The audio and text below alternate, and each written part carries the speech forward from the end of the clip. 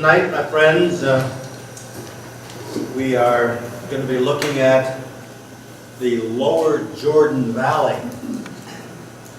And the Lower Jordan Valley is beautiful, especially in the spring of the year. But it is an area of a lot of farming and stuff.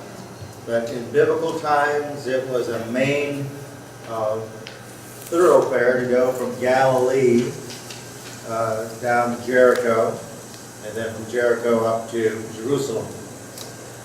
That is how they would bypass the Samaria, so they wouldn't have to go through Samaria. But just a little bit of geology. The Sea of Galilee is up here. There's the Dead Sea. This is the Red Sea. It's the Sinai Peninsula here. This is the continent of Africa over here. But when you understand it in the geological terms, everything on this side, on the left side of the Jordan Valley, is the African tectonic plate. And everything on the right side is the Arabic tectonic plate. And this valley is called the Rift Valley. And it goes all the way down to Victoria Falls, in that area of Africa. It's the same tectonic plates meet, and that is what that valley is there. So, the reason we have the Dead Sea being so low below sea level, and that whole valley is below sea level, is because of the tectonic plate. That's where, I can't remember which one's going under the other one there, but that's what's happened. And many thousands of years ago, it was an area of a lot of volcanic activity, and there are extinct volcanoes in the area. And can't see them on this map, but especially over in Syria and Jordan, there are ancient volcanoes that are just worn down to almost nothing now because it's been so many thousands and thousands of years of inactivity. That's the type of area. And because of it being that tectonic plates coming together, the area has been prone to having major earthquake seasons, if you will. And much of Galilee and Lebanon were destroyed by earthquakes a couple times shortly after the time of Christ. That's why the villages of Capernaum and Bethsaida and Chorazim and all of those around the Sea of Galilee, they were destroyed by earthquakes.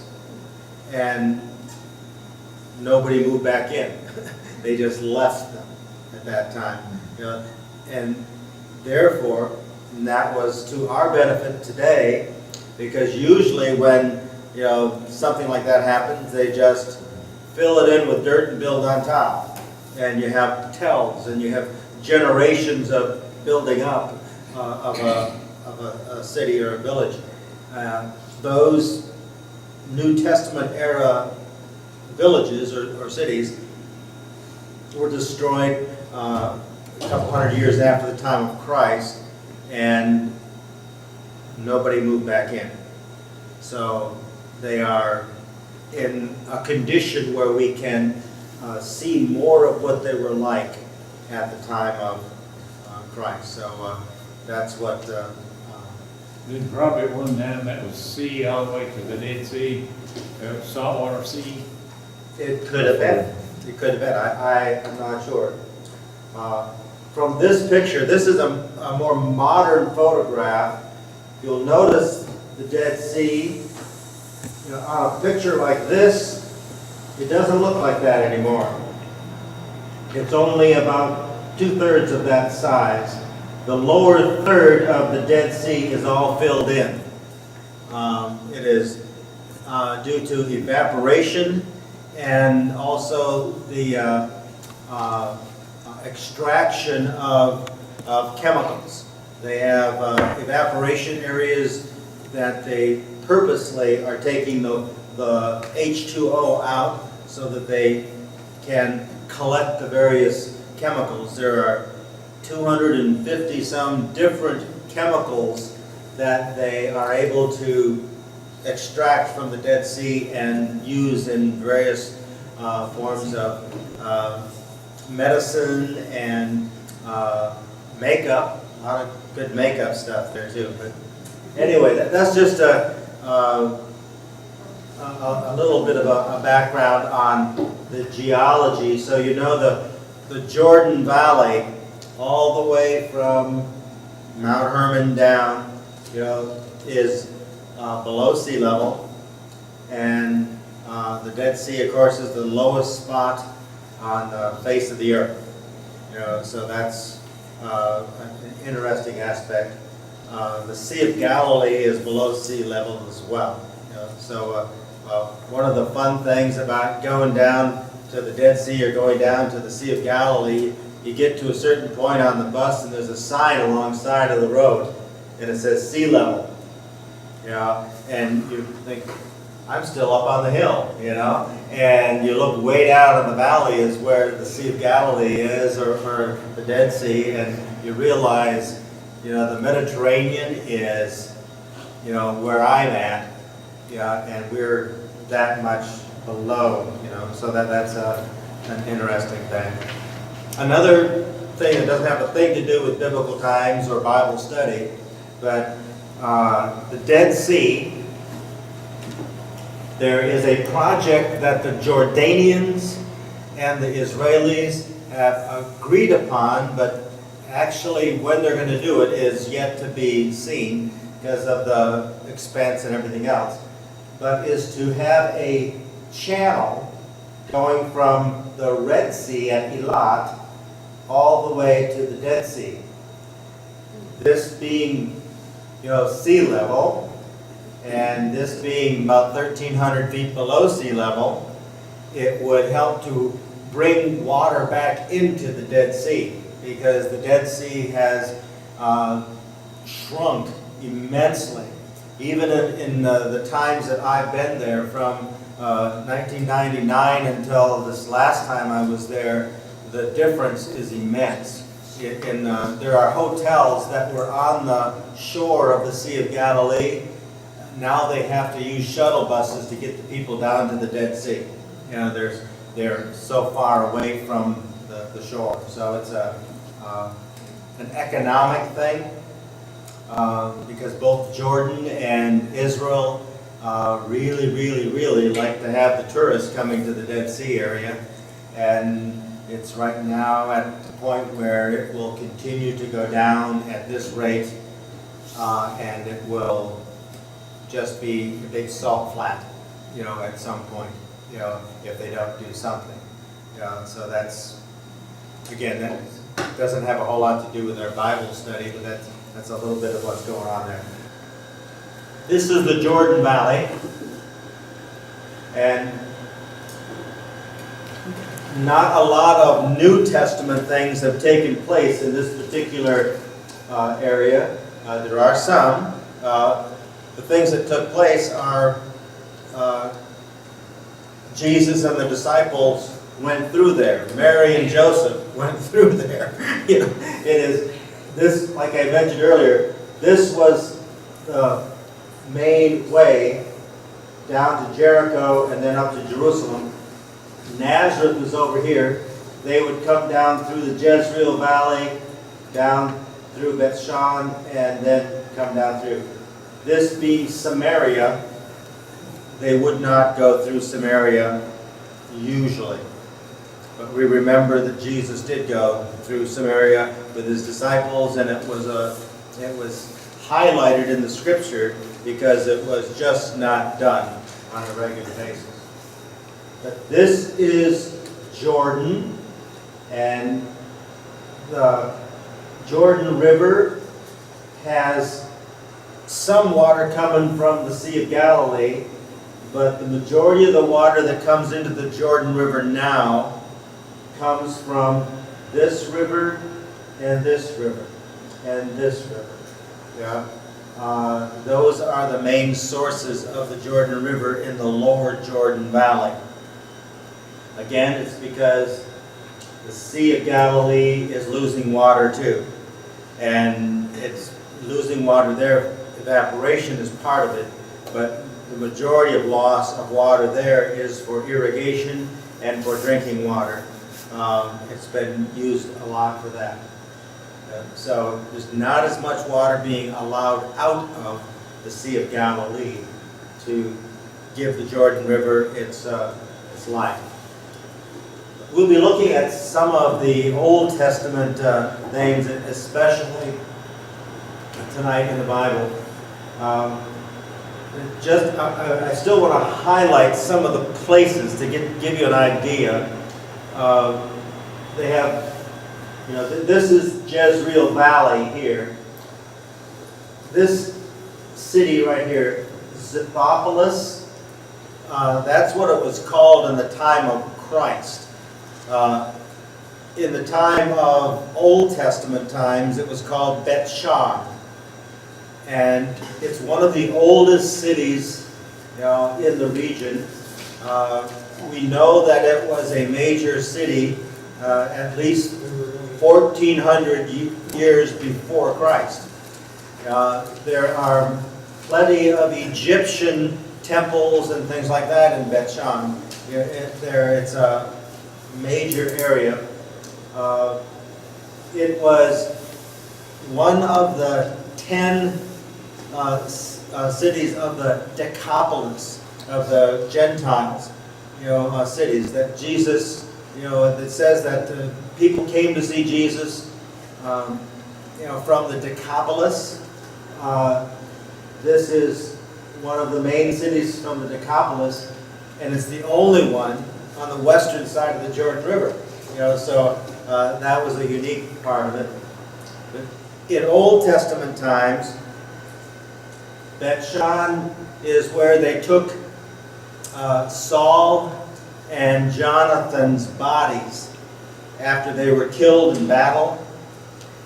King Saul and Prince Jonathan were killed in battle right up here at Mount Gilboa. And they were taken to Bet-Shan, and their bodies were hung up on the walls for people to see, and as trophies, if you will, of battle. So that is one of the significant parts of that area. In fact, that's Bet-Shan right here. And what you're looking at is the Bet-Shan from the time of Christ. What you see there is Roman times. What was Bet-Shan from the time of the Old Testament times is this tell here. Somewhere under there is where Bet-Shan was during the time of Saul and Jonathan. This was not the Bet-Shan of Saul and Jonathan's time. This is the Bet-Shan of Saul and Jonathan's time. And that is a good example of a tell. That is not a natural hill. That is city built on top of city, built on top of city, built on top of city for 1,400 years before Christ and on. Until they finally, at the time of Christ, they were building down here. The Romans built down here rather than up there. So and Bet-Shan is a phenomenal place to see the technology and understanding of the Roman Empire. The main street where all the pillars are there is sloped off to the side. The stone is all sloped off nicely. And on either side, there are underground storm sewers. you know, that take the water to cisterns. So it's, the street didn't have water, I mean, it was very, very nifty that way. And behind all of that, on the far side of the street, were the Roman baths, and they had different, types of baths. They had dry saunas, wet saunas, steam saunas, all of this kind of thing, and the floors were heated, and there'd be water on top of that floor, just a lot of interesting, a big theater there as well. And to the right of this picture, about a half a mile, was the stadium where they had the gladiators fight, also. So that is all from the time of Christ and shortly after that. But we do not have any indication that Christ was in this city. We just know that he went to the Decapolis, at one time, and people from the Decapolis came to him. So we consider Beth-Shan kind of the head of the Jordan Valley. Backing up again here. Up at the very top is the Sea of Galilee, and then right Beth-Shan is right there on the left, part way down. That is like the gateway to the Jezreel Valley, but it's also the last large city before you get to Galilee. So that was a major city there. Well, this is the Jordan River, not too far south of the Sea of Galilee. You can see the farmland and the forested areas around the river, the hillsides there with trees and things on them. It doesn't look a whole lot different than Indiana in places there. Right at the beginning of the Jordan River by the Sea of Galilee is the baptismal site that is usually used by tourists. It's called Yardenit, and this is only a portion of it. There are several places where baptisms are taking place, but that is quite the system. You come in, you pay, I can't remember, $10, $15, and you get a robe and a towel, and you can, take your stuff to put it in the locker and put your robe on and come down and get into the water to remember your baptism, and then go take a shower and get a certificate, that says that you were baptized there or something. And also you get the opportunity to shop. Yeah, it's a big store. It's a really, really big store there. So that's called Yardenit. But this is not the site where Jesus would have been baptized.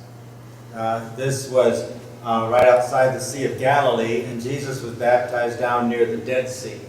And I'll show you that in a little bit. But again, this is Jordan River. You can see the orchards and the like along. It's a very winding river. It just snakes down through the valley. Beth-Shan, again, another view. This is closer to the Dead Sea, this picture is, getting down in that neck of the woods. That are some of the hills of the West Bank, or Palestine, from the road going south. If you notice the river here, this must be in the springtime, or the winter, because the river's high, and over its banks you can see there are trees in the water, so this is not what it usually looks like. Most of the time in the spring and summer and fall, the guide would say, the Jordan River is down there in that sunken area, it's down below. You don't see it a lot until you get right down next to it, because it is not that large of a river. But in the spring, that's what it looks like anyway, the green grass. Beautiful area, again, farmland, orchards, and the like.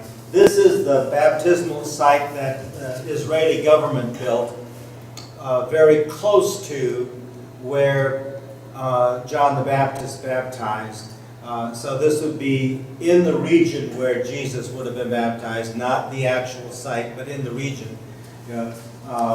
And this one, the difference they're with the sites. This one is brand new, and it's really, easier to get in and out of the water. But the only problem with this one is you couldn't tell, where the bottom is, because it's like creamed coffee, all the time. It is about the color of my hat most of the time, So it's not polluted. It just has a lot of runoff and from all the farms and stuff in the area. But if you see the interesting fact right here, see this stake? That side of the stake is Israel. This side of the stake is Jordan. And when we were there, wasn't that? Yeah, you were there too. Yeah, when one of the pilgrims from some country, Oriental country of some kind, decided he wanted to swim over to Jordan.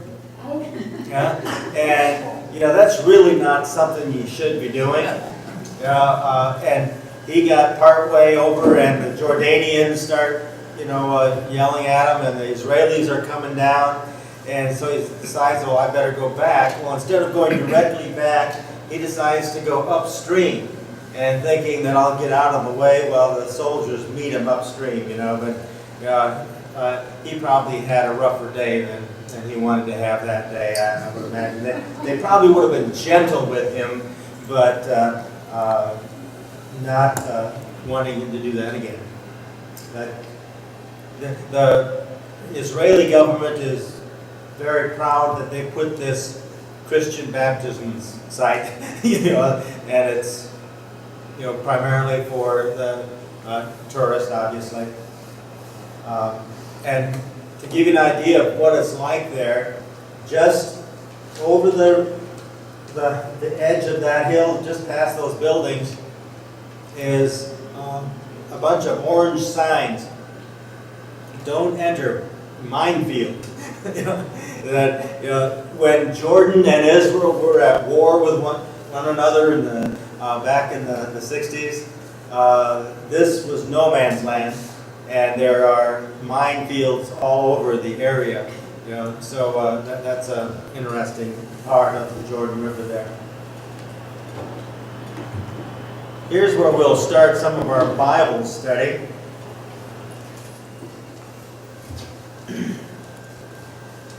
Let's look at Deuteronomy chapter 34. The first verse. Then Moses climbed Mount Nebo from the plains of Moab to the top of Pisgah, across from Jericho. There the Lord showed him the whole land, from Gilead to Dan, all of Naphtali to territory of Ephraim and Manasseh, all the land of Judah, as far as the western sea, the Negev and the whole region from the valley of Jericho, the city of palms, as far as Zor. Then the Lord said to him, "This is the land I promised on oath to Abraham, Isaac, and Jacob, when I said, I will give it to your descendants. I have let you see it with your eyes, but you will not cross over into it." And Moses died, up there. And this view right here is what he would have seen. This is from Mount Nebo in Jordan. Not in Israel, this is in Jordan. Dead Sea is right here. Jericho is right about here. Jerusalem is right about up in there. You can see the hills of Samaria off that direction, and he could have seen to the left down into the Negev desert. And that is, if it were a clear day, isn't that a song, On a Clear Day, or something like that? Well, if it were a clear day, he could have seen, what the scripture indicates here. It is possible to see that distance and those areas. We know, it is not a huge, land to be looking at. When you, and behind me on this map, what we're looking at is Mount Nebo right here, Jerusalem right here. And to see all the way this direction off in the distance, he's on one of the highest spots on the eastern side of the Jordan River and can view the promised land. That is, he wasn't alone up there, folks. There were perhaps 1.5 million Hebrew wanderers, 40 years. And this is what they come to. They come to this spot. This is Mount Nebo's vision here from Mount Nebo. And you wonder what they're thinking. It's not too green there. This is the wilderness. What they're looking at directly across is the wilderness of Judea. That is the wilderness. Remember when Jesus was tempted? He was baptized just up the river to the right. And then he went into the wilderness. That's wilderness. It is sandy hills and valleys and rocky areas. The animals that live in those areas haven't changed a whole lot. There aren't as many of the wild cats that might have been there, but there are ibexes, which are the mountain goat type of animal. There are plenty of those around. There are hyraxes. Ibex and hyrax are mentioned in the Bible. The hyrax, an interesting animal that you look at it and you think, is that a groundhog? Or what is that thing? But it's related to the elephant.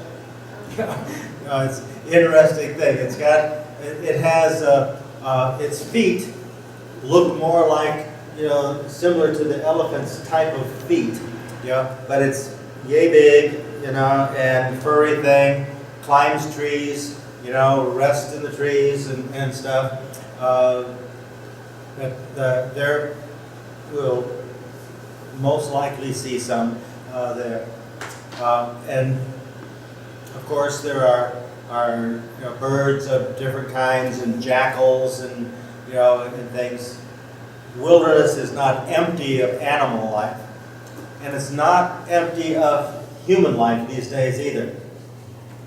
What you're looking at there in the wilderness, there are dozens and dozens of Bedouin camps, where the Bedouin families, extended families, will have, most of the time now they're not living in tents, they're living in, like wood and tin type of places. Sometimes they'll have tents yet, but they live in that area. They graze their sheep and their goats, and they have their pickup trucks also, and they're not as primitive as you might think, but their living style is still wilderness-like. What is the Western Sea? The Western Sea? That's the Mediterranean. The Western Sea is the Mediterranean. Good question, yeah. Yes. Qumran, where the Dead Sea Scrolls is right about in this area over here. It's a little bit farther south than that, but that's where Qumran, or where the Dead Sea Scrolls are. The Mount of Temptation is in this area right in here, that traditional site where Christ was tempted by the devil, in that area. And Jericho is oldest city in the world. Oldest city in the world is their designation. Oldest city in that it was the oldest one continually having people live there.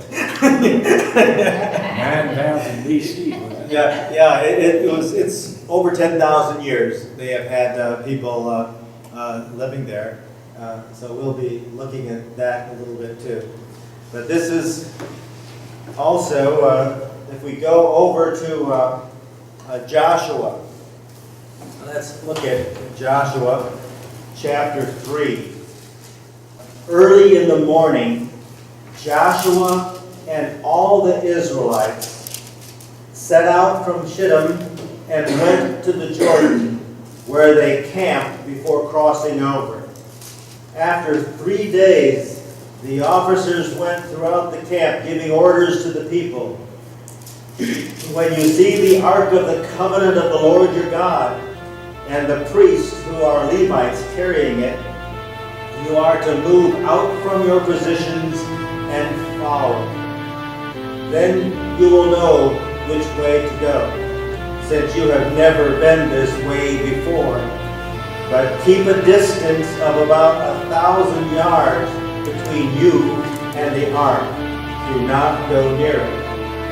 Joshua told the people, consecrate yourselves, for tomorrow the Lord will do amazing things among you. Joshua said to the priest, take up the ark of the covenant and pass on ahead of the people. So they took it up and went ahead of them. And the Lord said to Joshua, today I will begin to exalt you in the eyes of all Israel, so they may know that I am with you as I was with Moses. Tell the priests who carry the ark of the covenant, when you reach the edge of the Jordan's waters, go and stand in the river. Joshua said to the Israelites, come here and listen to the words of the Lord your God. This is how you will know that the living God is among you, and that he will certainly drive out before you the Canaanites, Hittites, Hivites, Perizzites, Girgasites, Amorites, and the Jebusites. See, the ark of the covenant of the Lord of all the earth will go into the Jordan ahead of you. Now then, choose 12 men from the tribes of Israel, one from each tribe. And as soon as the priests who carry the ark of the Lord of all the earth, set foot in the Jordan, its waters flowing downstream will be cut off and stand up in a heap. So when the people broke camp to cross the Jordan, the priests carrying the ark of the covenant went ahead of them. Now the Jordan is at flood stage all during harvest. We saw the pictures of flood stage on there earlier. Yet as soon as the priests who carried the ark reached the Jordan and their feet touched the water's edge, the water from upstream stopped flowing. It piled up in a heap a great distance away at a town called Adam in the vicinity of Sarah. While the water flowing down to the sea of the Arabah, the Salt Sea, was completely cut off. So the people crossed over opposite Jericho. The The priests who carried the Ark of the Covenant of the Lord stood firm on dry ground in the middle of the Jordan, while all Israel passed by until the whole nation had completed the crossing on dry ground. It's hard to see on here, but this is the typical site where they felt the Israelites crossed over the Jordan. And Adam is up here. So the waters of the Jordan River stopped right there. Yeah, that's where I love the word heaped up. You know, that is just how else do you explain? You know, a river's waters coming down and being stopped by not a dam, but by God. Yeah, and they just kept rising up, heaping up in the valley across it. I don't know how long it took the Israelites to cross over down here, but Should have been a while. it would have been a little while. And so that's anyway, and this is Jericho today, right here, okay? That's what Jericho looks like today. And this here is Tel El Sultan, or the Tel of Jericho, where the old city of Jericho is being excavated. And the modern city of Jericho is down here. Jericho is one of the main cities of Palestine, or the Palestinian Authority. It is a West Bank city. Jericho is not Israeli, it is Palestinian. That's a significant thing about Jericho today. This is the Mount of Temptation traditional from Jericho. This is looking one direction from Jericho, and this is looking the other direction. And there's a monastery up on top, and there's a monastery right here, and all commemorating the temptation of Christ. You've been in the wilderness, you've been in the desert, you've been wandering, and most of the folks that are crossing over are the descendants of those who left Egypt. Many of those who left Egypt are dead. They died out in the wilderness. Some of those who are crossing over were, alive when they left Egypt. But it's 40 years. 40 years. So you have the old folks like me, crossing over. People that had waited for a long time to see the Promised Land. Now, what do we know about who saw the Promised Land before this? You remember Caleb? You remember the spies? 40 years earlier. 40 years earlier. Think about this. 40 years of wandering in the wilderness because the people thought there were giants. Thought that they could never conquer this land. Caleb and Joshua said, we can do this, we can do this. It's a beautiful land, it's wonderful. Look at the fruit that we brought back. And now Joshua is standing here thinking, I've waited 40 years to bring these people here where I told them it was an okay land. So here he's bringing them across. But that's what they see. Does it look like the land of milk and honey? They're crossing over, not where it is green, where it looks like, wow, look where we're going. They're crossing over into the wilderness. So that I think is something to think about there for ourselves. In our lives, we might not always cross where we think we should. Was that because they could get in, they could come in that way, would be unexpected, and they could easily overcome the people? Did it have anything to do with it? You know, it was primarily, yeah, Jericho was the city of palms. There were, how many springs there? 7 springs, thank you. They're still there. The 7 springs of Jericho. And it was a major, major oasis. It was the place to conquer first. It was a place to, we must get this city. You know, this is the place where there's the water, the place where we can, have the sustenance we need, etc. So, there also, this is a place where it's easier to get down the hill. The valley between the mountains there is a little bit easier to get across. I think that's part of it. Any other questions about that? This again is a picture of distance-wise. Seeing from Mount Nebo across to Jerusalem, the Mount Nebo to the Temple Mount is the way it's on this picture. I've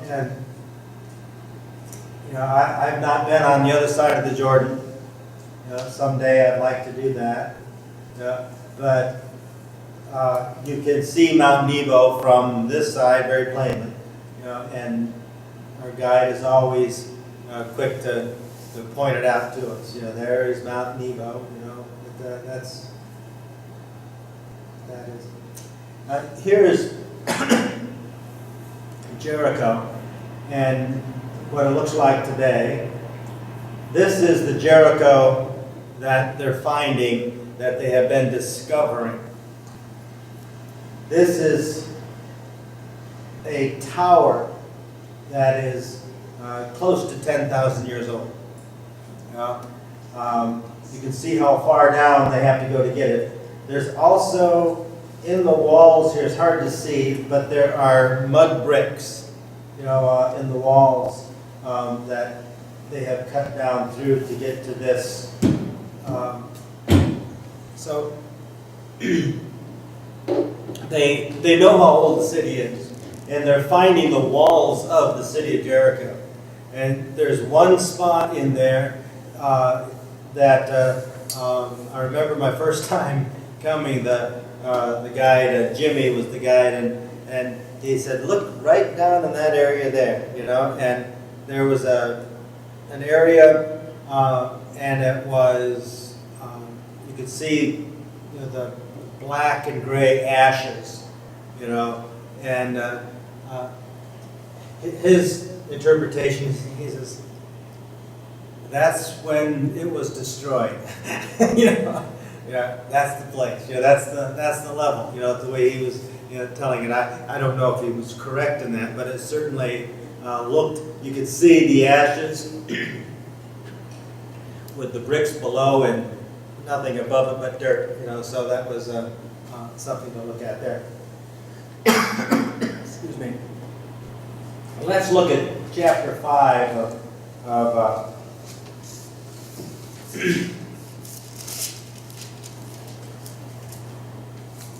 back it up again here. They didn't take Jericho first, by the way. They took Gilgal right here. Then they went to Jericho. So that's, just to give you an idea that they get the small town before you get the big town. It's basically what they did.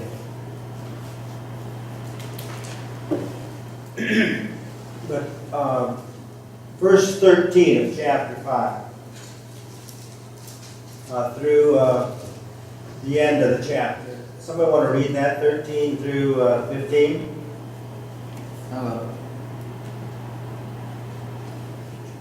Now when Joshua was near Jericho, he looked up and saw a man standing in front of him with a drawn sword in his hand. Joshua went up to him and asked, "Are you for us or for our enemies?" "Neither," he replied, "but as commander of the army of the Lord I have now come." Then Joshua fell face down to the ground in reverence and asked him, "What message does my Lord have for his servant?" The commander of the Lord's army replied, "Take off your sandals, for the place where you are standing is holy." And Joshua did so. Isn't that neat? I love it. You know,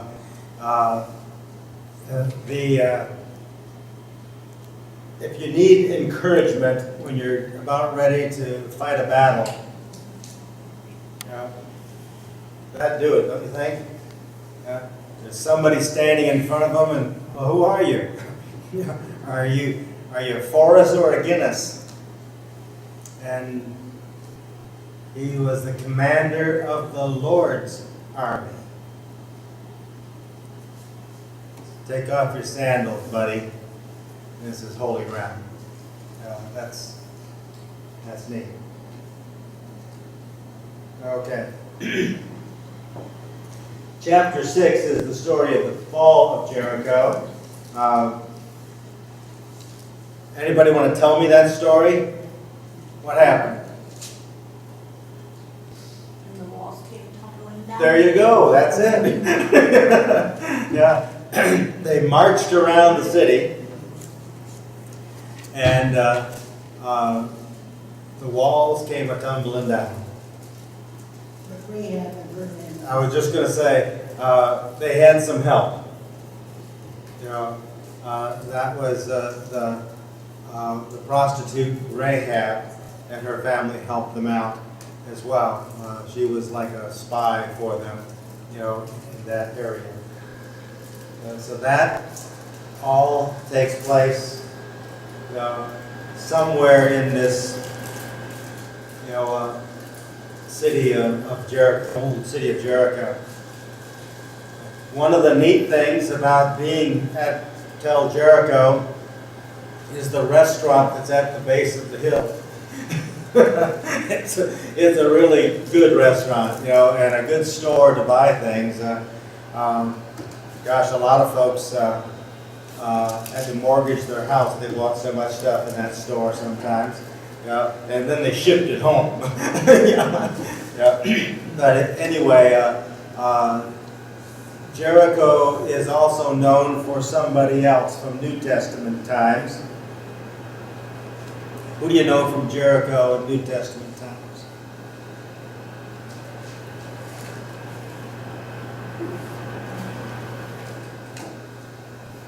How about a wee little man?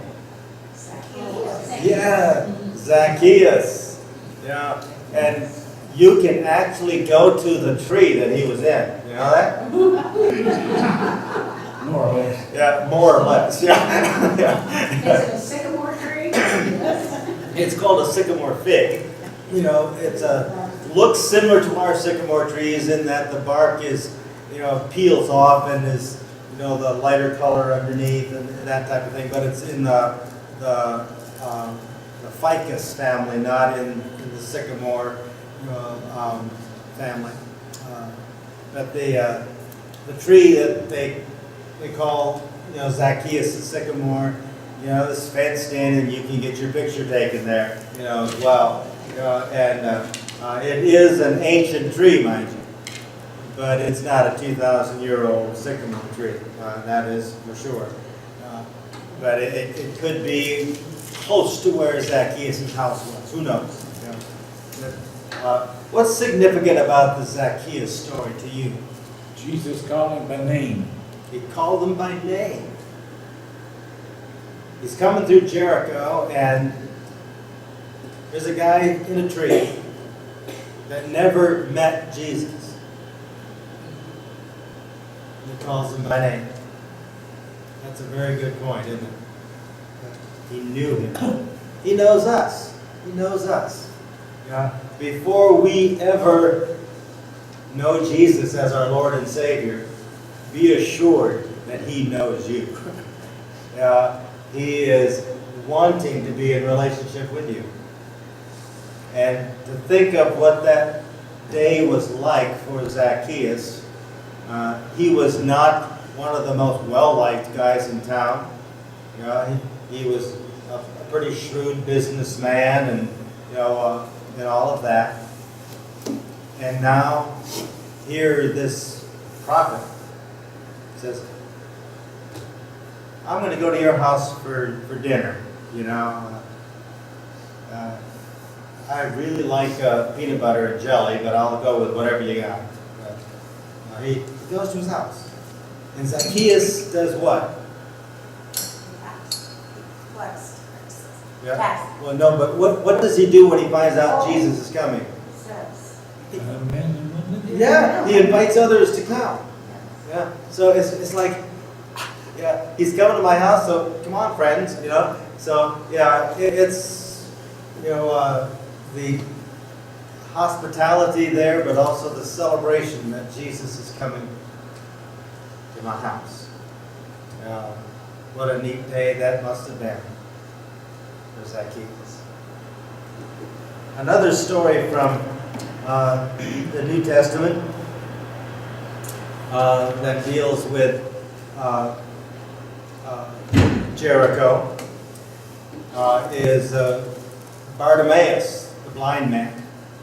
Remember the story of Bartimaeus? That would be chapter 10 of Mark, verse 46. And then they came to Jericho, as Jesus and his disciples, together with a large crowd, were leaving the city. A blind man, Bartimaeus, that is the son of Timaeus, was sitting by the roadside begging.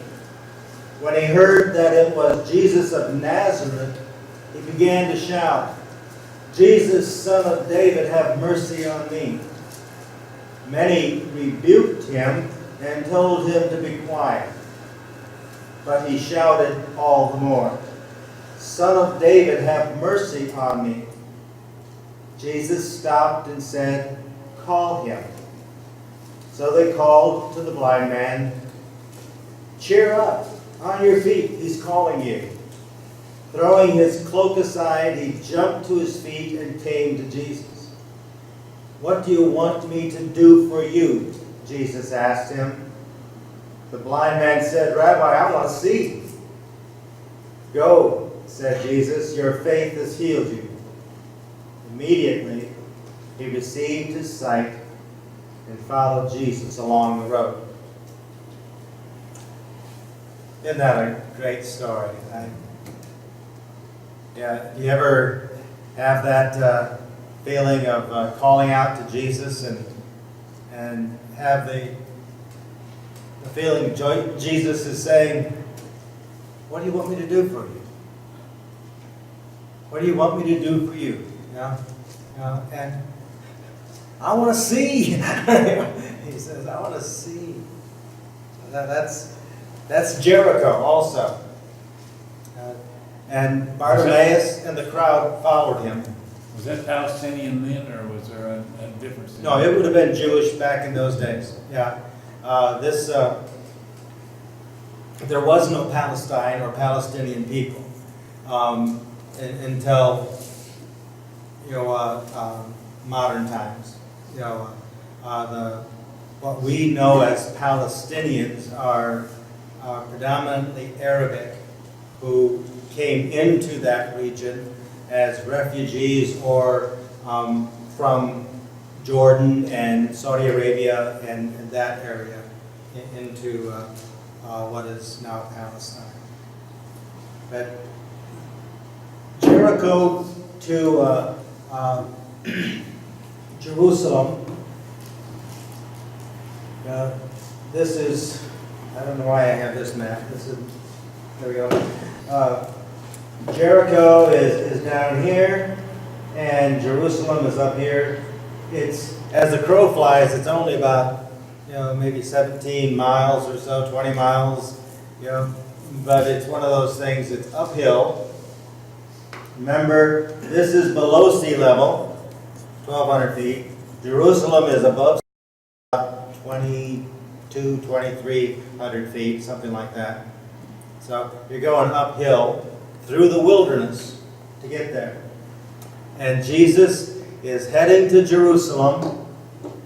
He's got Bartimaeus and all the people who saw Bartimaeus being healed. And they're on their way to Jerusalem, going through the valley that's called Wadi Kelt.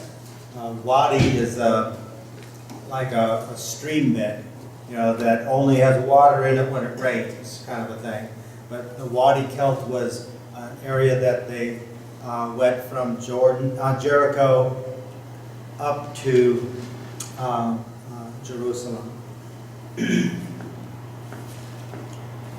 Then another picture I wanted to show you here is this one, just to give you an idea. On the right-hand side, predominantly here, is the people that, the nations during the time of Israel and Judah. They were not alone. They were surrounded.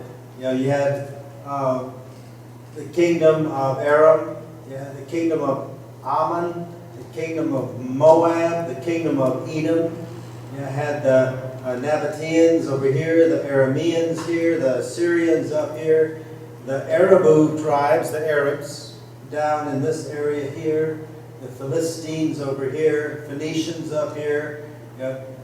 So they had, all those other nations around. So when you hear of battles taking place, these, again, we're not looking at a great distance here, where you would have the kingdom of Ammon, is right next to, the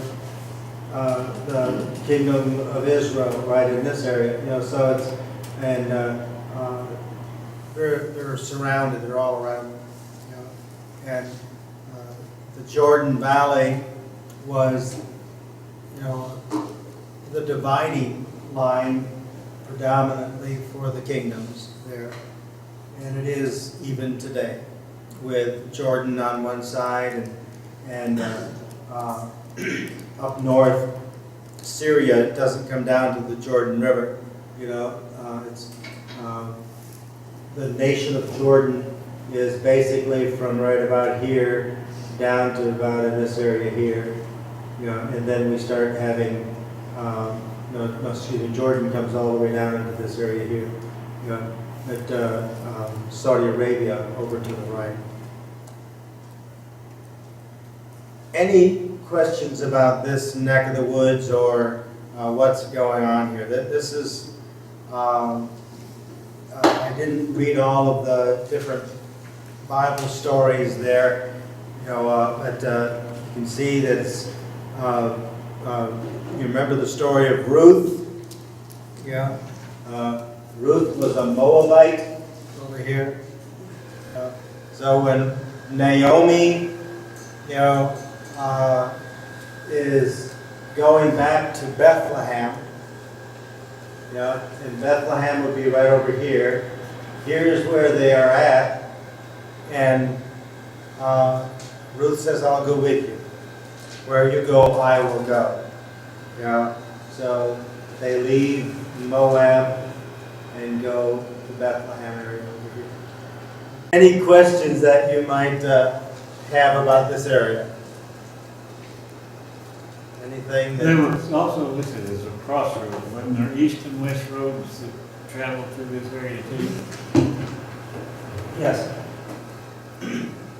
There was a main road that went right through here. There was a main road that went into the Arab lands. And it had a fork in it. One went down, one went up, very few would go straight across, it would not, because this is desert, back in this area. Sounds like Yogi Berra, when you come to the fork in the road, take it. That's it. That's good. This is a more from the Dead Sea aspect, just because we're looking at this picture. The whole thing with Abraham and Lot, this area down here is, you can still see Lot's wife. She's still there, still lower salt, right down there. But this is Lot's territory, and this was Abram's territory up here. And this is Sodom and Gomorrah, we're right here. They have found some evidence of ancient cities there. Nobody really has done major excavations there, but they feel that Sodom and Gomorrah were right in this area right here. There's something in the news about that not too long ago. wasn't I think so, yeah.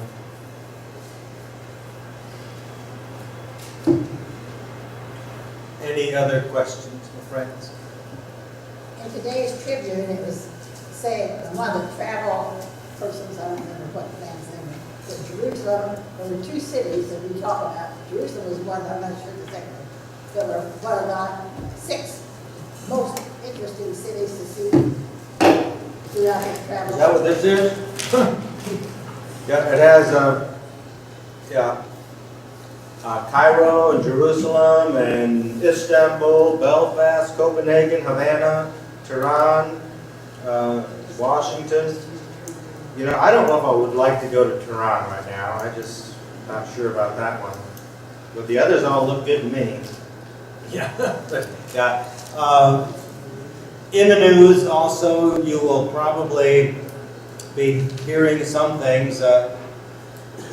There's a controversy going on in Jerusalem between some of the Christian authorities and the Israeli government, and it deals with property tax.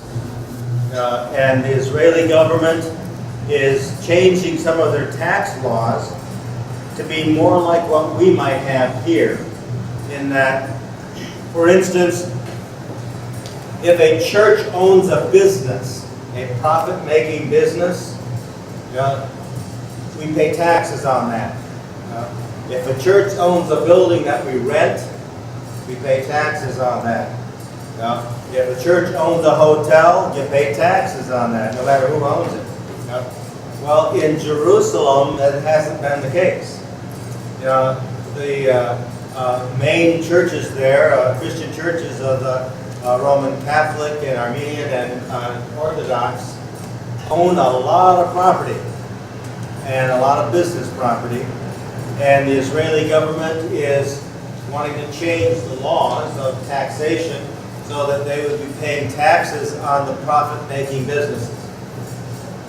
So what the church authorities did, they closed down the Church of the Holy Sepulchre, not allowing anybody in. So we'll show you. I don't know. But anyhow, it won't last long. But it's just one of those tiffs that are going on between the different groups over there. Yeah, it's not a battle of any kind. It is just somebody saying, I don't want it changed. I haven't paid taxes on that before. I don't want to pay taxes on that now. That sounds like America, doesn't it? Yeah? Politics. Yep. So anyway, you'll hear that in the news too. So there's always something there in the news. Those who are going to be traveling to Israel in a month or so, you should be, if you haven't already, got your final statements of whatever bills you have due, and if you owe anything, you need to get that paid right away. We should be getting our final documents about our flights and our itinerary and the hotels. That should be coming in the next week or two, I would hope. The hotels that we're going to be at right now tentatively are, couple of them I've never been in, but when I got online and looked at them, they look pretty good. Yes, Joyce? Those final documents every single time it took another 2 weeks before we. Well, not every single time, but yeah. Yeah. I've gotten them a month ahead once. I've gotten them 3 weeks ahead a couple times, but usually it's between 2 and 3 weeks. Of late, the last few times. And that's, why I keep calling them, and that's why I said, can you tell me what hotels we're in? Yeah, so at least I get that, and can you tell me for sure who our guide is going to be? Because usually that doesn't come until you get your final documents. But we do not have yet the flight stuff, and we'll be spending a little more time, just as those who are going to be traveling our travel group will be sitting down and talking more about some of the logistics of that too. Our group will all be on the same flight. From Once to we get- Tel Aviv, once we get to the Wherever. either New York or Newark, yes. We have people coming from Indianapolis and people coming from Fort Wayne, as well. How many total? We've got 22 in our group. And we have another 3 or 4 from Fort Wayne that are in another group that are going to be on our bus. And there is a gal from Tennessee. That's right. That is for sure. Yeah. And we will be having more to talk about that. And we'll be looking at the Judean wilderness next time. And blessings on you all.